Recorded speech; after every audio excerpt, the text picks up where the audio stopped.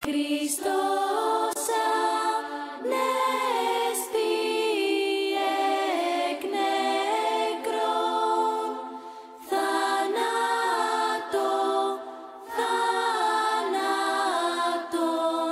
πατήσας και τίσεν της μνήμας ζωήν χαρισάμενος.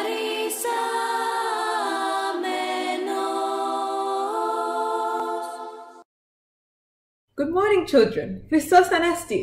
Welcome to today's Sunday school lesson. My name is Thespinis Georgia Georgio, and I'm a Sunday school teacher at St. Euphemia Church in Bankstown. Before we begin today's lesson, I would like you all to think about some people who love us.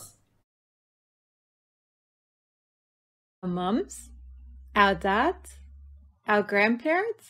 That's right, our parents all love us very much. Today, we are going to hear a story about a girl named Christina and her family. Hello, Christina. Christina ran to her room, slammed the door, and lay on her bed, face down, pounding the pillow. She was so angry. It was so unfair. Her brother Dimitri always got his own way. Just this morning, when she wanted Mum to take her to the shops, Dimitri had started crying because he did not want to be left behind, and so they took him with them, which spoiled the whole trip. And just now, he wouldn't leave her and her friend Nikki alone and kept interrupting them when they were trying to play, until Nikki gave up and said she had to go home. Christina marched downstairs to complain to her mother that Dimitri had ruined her afternoon, but her mum just said, "Dimitri is your brother. You should be happy to play with him." Dad was always bringing Dimitri little presents when he came home from work. Some lollies or a small toy. Yaya did the same when they went to sleep over at her house. Now that she was 7, they said, she was too big to be given silly toys, but Dimitri, who was only 3, was always given things.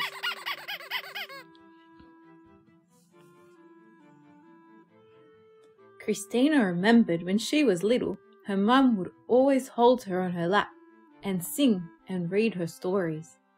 Now she was always holding Dimitri instead.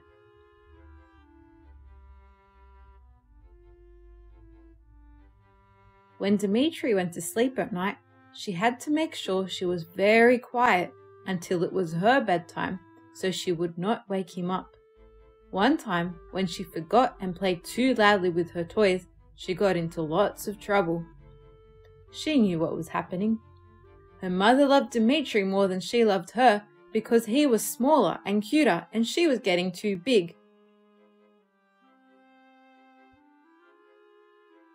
She tried to stop herself from growing up and tried to act more like Dimitri, but instead of making her mother happy, it only made her even angrier.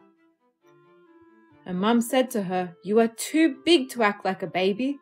I need you to be a good big sister and help me with Dimitri." One day, Christina woke up feeling sick.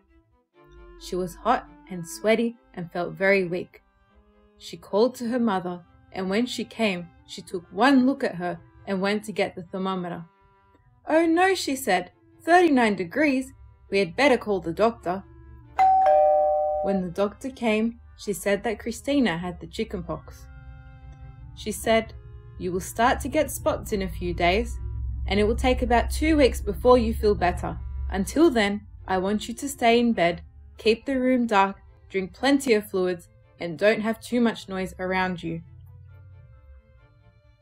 For the next 2 weeks, Christina had to stay in bed, and none of her friends were allowed to visit because she was contagious.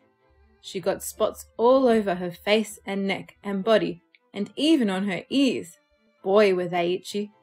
Her mother came in to check on her every now and then, and brought her anything she needed.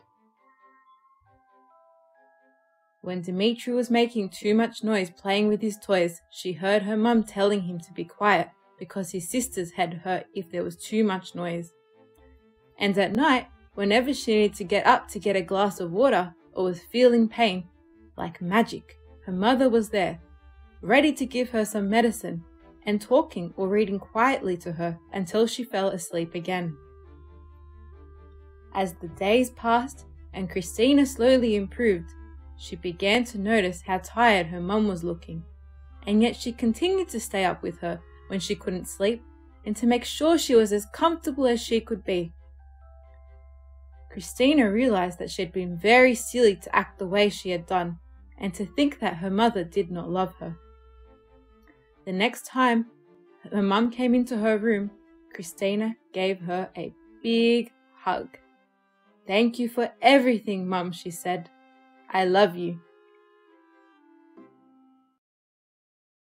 As we can see from this story, our mothers love us very much, more than anything in this world. Today, we celebrate all mothers. This includes the greatest mother of all, the mother of Christ, our Banaya. Banaya loves the whole world and all of us so much that she listens to all our prayers. She prays to Christ for us and asks him to help and protect us. And Christ, as her Son and her God, always accepts her prayers. So today, let us all say a big thank you to our mothers and to our Banaya for everything they do for us. Thank you for listening today, and we will see you next time. Christos Anesti!